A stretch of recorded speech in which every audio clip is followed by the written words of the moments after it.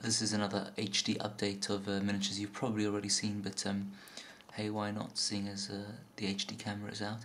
That's Black Hands, as I call him. I've tried to paint him in a kind of, murky Gestapo,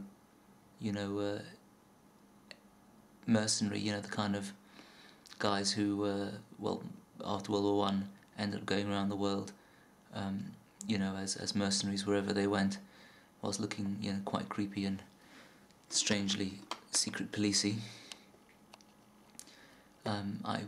Again, always difficult painting black. I just did some very slight highlights to the black and just hoped that, things like the glasses and shirt would draw people's attention away from the black. He's an amazing model. I mean, he's got so many different armor-piercing things and ignores cover and all that jazz.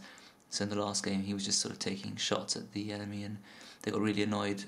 And unfortunately, they had loads of bells, so they just drew him off his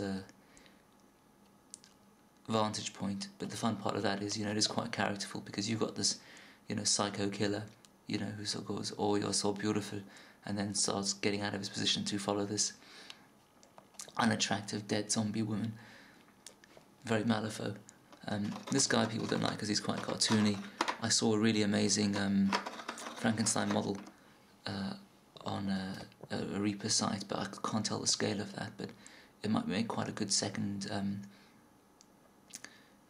dead autopsy, or whatever they're called, Frankenstein miniature, because with only 5 body parts, if you've got an enemy with loads of little people that you keep killing, there is a chance you can summon 2 of them. And that's McMourning, looking suitably evil.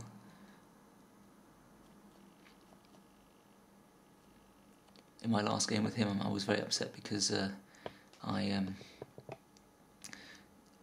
did that kind of, I forgot what it's called, the 6-inch scalpel throw, and it was against the master, and I then expected myself to sort of be pulled up to him and start ripping into the guy. But the guy just pulled out a soul stone and said, "I've now dispensed with the damage you've done to me. None of these effects are triggered.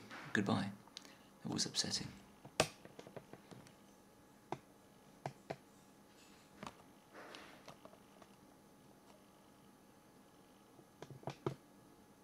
And these you've seen before.